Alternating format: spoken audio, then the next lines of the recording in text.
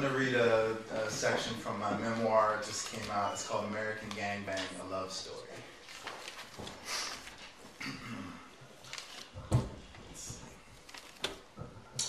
Hoping to take my mind off my romantic and professional failures, I decided to pay a visit to Porno's version of the public library, the adult video store.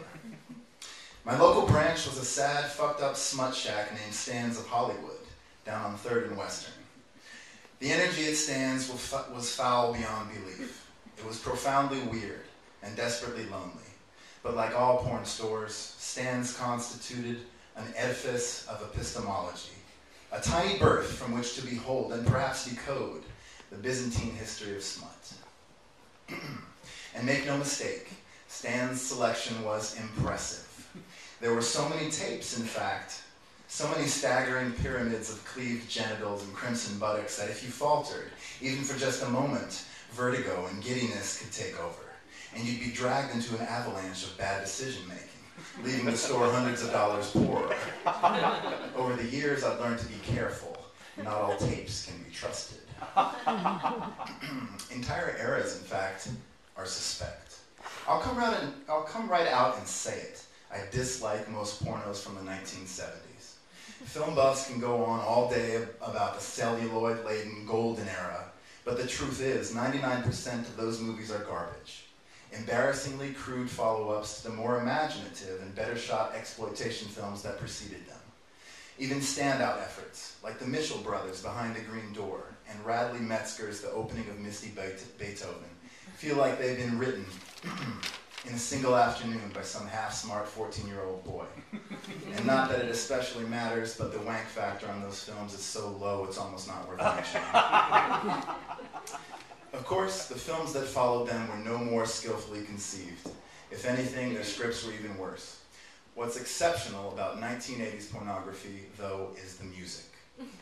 Everybody jokes about the campy wah-wah of 1970s porn tracks, but that funk band in a box sound isn't campy, it's unlistenable. The 1980s ushered in video sex, but it was also the age of the synthesizer.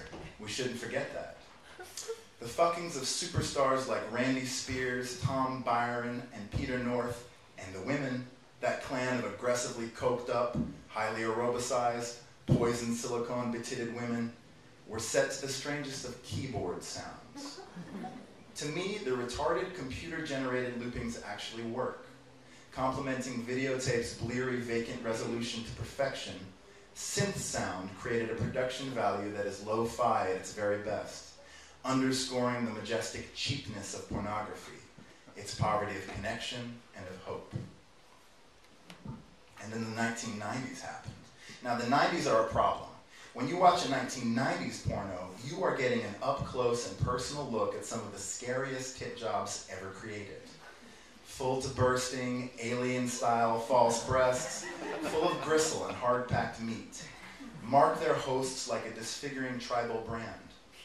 And though it hardly seems possible, the men from that era are even scarier. Thong tans and long Fabio hair were the flavor of the day, creating a douchebag panache that, combined with the blank, hungry eyes, quietly implied, I'm so blitzed on stolen meds and Mexican steroids that all I want to do is get naked in front of a huge shoulder cam and do whatever the fuck I'm told. And performers in the 1990s would do absolutely anything. As evidence in leisure time entertainment's Kinky As They Come #2, wherein a succession of rattan-haired degenerates strap mammoth prosthetic wieners to their groins to simulate a host of bizarre sex enactments. But Kinky isn't the only flick where you witness this kind of deviant pantomime. A rash of terrifying penis-replicant movies were released in near simultaneous succession in the spring of 1993 by several unrelated companies. And the occurrence was too peculiar to chalk up to mere chance or even drug-induced collective dementia. By the later part of this decade, thankfully, nonsense of this kind was almost unheard of, and many actresses had begun to move back towards the natural look, but the damage had been done. And now we had arrived in the new millennium, and I was carrying the torch. It was an awesome responsibility. For the first time, I took a careful look at the hapless hordes of men who surrounded me. shuffling mutely amongst the aisles, whirling adrift in their angry psychic energy. They deserved something better than this. They needed me. And yet, what could I really do for them? Even at my best, I couldn't give them what they really wanted, a loving relationship. My heart fell momentarily, for I was in that same boat too. Oh, sex shop faithful, pathetic and weak. We might not have been making eye contact, but in some strange, unspoken way, we were a team, and I think we all knew it. Every one of us had admitted, just by walking through that door, just by agreeing to stay a while, that we at times simply couldn't get with the program, that we had dreamed more than once of a world in which women existed only as props. Maybe we were scared of real women.